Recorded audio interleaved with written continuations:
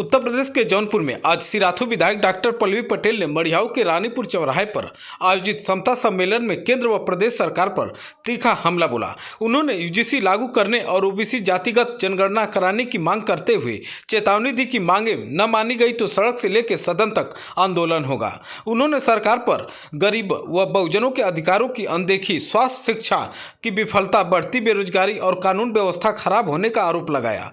सम्मेलन में कई वक्ताओं ने भी अपने विचार रखे, जिसमें बड़ी संख्या में कार्यकर्ता मौजूद रहे। देखें ये report, bureau report Uttar Pradesh.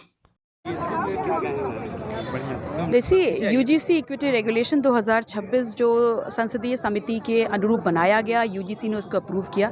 उसको जिस वक्त इस देश में लागू किया गया, सबसे पहले बहुत मुख्य उद्देश्य हो जाता है कि आधार क्या था।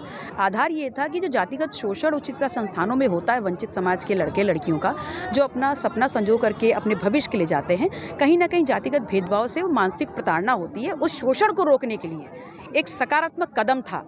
और कहीं ना कहीं जिनकी सोच नहीं थी, भारतीय जनता पार्टी ने एक ऐसा षड्यंत्र रचा कि पहले इसको लागू करके एक समाज को सड़कों पे लाया, उसके बाद स्वतः संज्ञान लेकर के इसको सर्वोच्च न्यायालय ने बैन कर दिया, दूसरा समाज सड़कों पे आ गया। तो ये देश जो आज एक तनाव की स्थिति में जो जल रहा है, उसका पूरा जो दारोमदार है या उसकी पूरी जो कर्ता धर्ता है, वो भारतीय जनता पार्टी की सोच है। वो चाहते ही नहीं है इस देश में जो पिछड़ा है, जो दलित है, जो आदिवासी है, जो अनुसूचित समाज है, उसके हक और अधिकारों को सुरक्षित किया जाए। महाविद्यालयों या उच्च शिक्षा संस्थानों में जातिगत आधार पर भेदभाव किया जाता है। जी, निश्चित तौर पर हम मानते भी हैं और आंकड़े इस बात को साबित भी करते हैं, जिसको स्वयं सर्वोच्च न्यायालय ने, यूजीसी ने और भारतीय जनता पार्टी की जो केंद्र की सरकार है, उन्होंने भी इस बात को एक्सेप्ट किया है, एक्सेप्टेंस है। उसके बाद ही तो ये इक्विटी रेगुलेशन आया।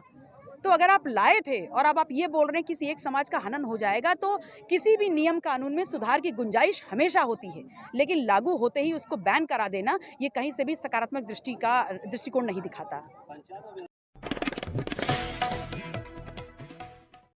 उत्तर प्रदेश के सहारनपुर से बड़ी खबर सामने आ रही है, जहां 1 लाख रुपए का इनामी बदमाश शहजाद पुलिस एनकाउंटर में ढेर हो गया। बताया जा रहा है कि शहजाद की उम्र करीब 40 साल थी और लंबे समय से पुलिस के लिए सिरदर्द बना हुआ था। पुलिस के मुताबिक शहजाद पर गौवंश हत्या जैसे गंभीर आरोप थे और वह पेशेवर तरीके से वारदातों को अंजाम देता था। मुठभेड़ के दौरान 2 पुलिसकर्मी भी घायल हो गए, जिनका अस्पताल में इलाज जारी है। बता दें कि यह एनकाउंटर मिर्जापुर थाना क्षेत्र के शेरपुर गाँव में बुधवार की शाम 3 बजे हुआ। मौके पर पहुंचे डीआईजी अभिषेक सिंह ने घायल जवानों का हाल जाना और उनका हौसला बढ़ाया। गौरतलब है कि 24 घंटे के भीतर यूपी में यह दूसरा बड़ा एनकाउंटर है। इससे पहले बरेली में भी एक आरोपी को पुलिस ने मुठभेड़ में मार गिराया था। देखें report, bureau report Uttar Pradesh. कुल 44 मुकदमे थे।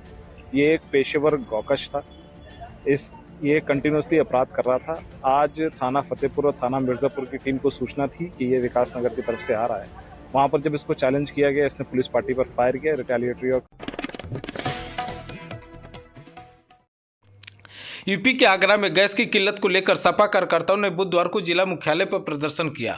उन्होंने मिट्टी का चूल्हा, बेलन, तवा, आटा लेकर पहुंचे। इसके बाद चूल्हे में रखी लकड़ी में आग लगा दी। हाथ की रोटी बनाकर वहीं सेक कर सरकार के खिलाफ नाराजगी जताई। इस दौरान उन्होंने कहा है सिलेंडर कहाँ है, नरेंद्र के नारे लगाए। उन्होंने सरकार से गैस आपूर्ति पूरी करने की मांग की। Bureau report Uttar Pradesh. ईद और नवरात्रि जैसे बड़े त्यौहार सिर पर हैं, लेकिन संगम नगरी प्रयागराज में रसोई गैस की किल्लत ने लोगों की खुशियां पर पानी फेर दिया। ईरान, अमेरिका और इजराइल के बीच बढ़े तनाव का असर अब सीधे आम जनता की रसोई पर है। एलपीजी गैस सिलेंडरों की आपूर्ति प्रभावित होने से शहर में हालात बिगड़ते जा रहे हैं। देखें ये report, bureau report Uttar Pradesh, Prayagraj.